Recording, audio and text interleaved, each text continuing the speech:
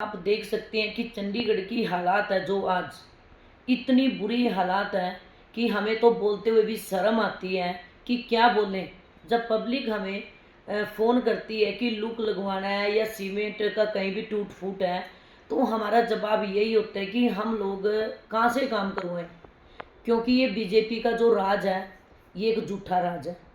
और उन हमारे पास 100 ग्राम सीमेंट तक नहीं है कि हम किसी का काम करवा सकें। जो चंडीगढ़ की हालात है आज इतनी बुरी हालात है, मुझे लगता है ऐसी हालात लाइफ में हमने कभी नहीं देखी। मैं इसका जिम्मेदार कौन है?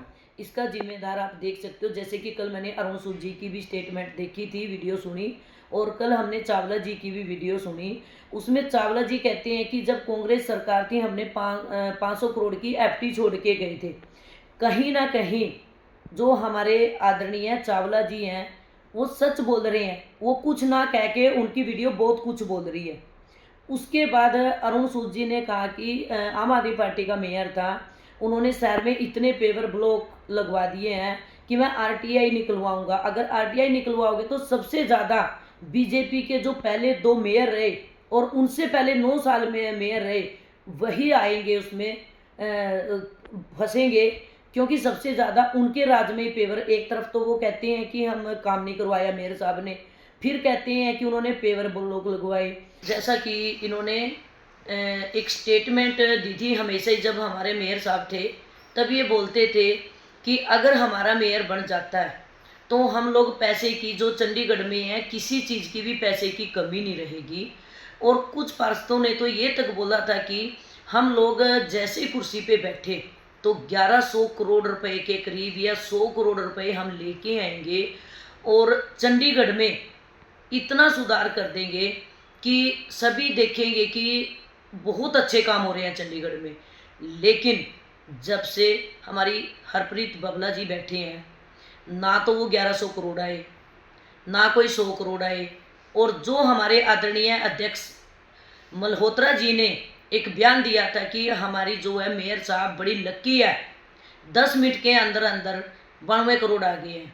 मैं मल्होत्रा जी से पूछना चाहती हूँ कि अगर 92 करोड़ आए थे तो आज जो हमारे जो सफाई कर्मचारी हैं, सीवरेज के कर्मचारी हैं या और जब भी कर्मचारी हैं, डेली हमारे पास ऑफिसों में आते हैं कि मैडम 3-3 महीने से सैलरी नहीं मिली है।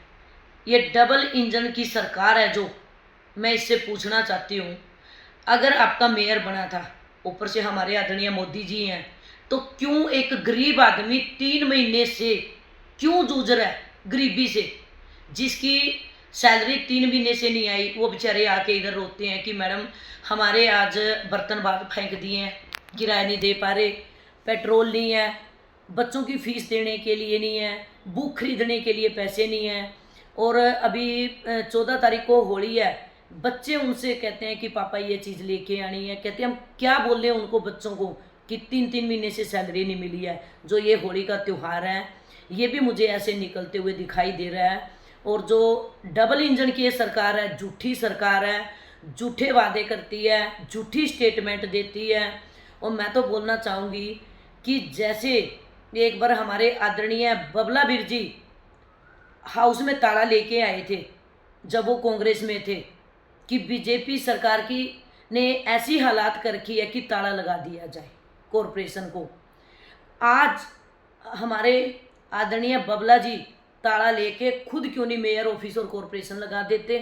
क्योंकि जो आज चंडीगढ़ की स्थिति है, जो कि आज मैंने एक बयान पढ़ा, उसमें कह रहे हैं कि कॉरपोरेशन को प्रॉपर्टी रख के लोन लेना पड़ेगा। शर्म आती है अखबार पढ़ के भी, इतने गंदे दिन। मोदी जी तो कहते हैं कि बहुत अच्छे दिन आएंगे, लेकिन ये तो ऐसे गंदे दिन आ गए हैं कि लोगों के घरों में रोटियां भी पकनी बंद हो गई है। तो मैं हरप्रीत बबला जी को बोलना चाहूँगी कि अगर आपसे चंडीगढ़ की मेयर की कुर्सी नहीं संभाली जा रही है तो आप रिजाइन दे दीजिए। खाली फोटोग्राफी में कुछ नहीं रखा है, लोगों को रोटी चाहिए पेट भरने के लिए, आपकी फोटोएं नहीं चाहिए हैं। आपका जो जाके ऑफिस में बैठ के बड़े बड़े वादे करते हो, बड़ी बड़ी स्टेटमेंट देते हो, उससे गरीब का पेट नहीं भरेगा। और वो रिजाइन दे, मैं उनको एक ये मैसेज देना चाहती हूँ। और आज ताला लगाए बबला जी, जैसे कांग्रेस में थे तब लगाने के लिए बैठे थे।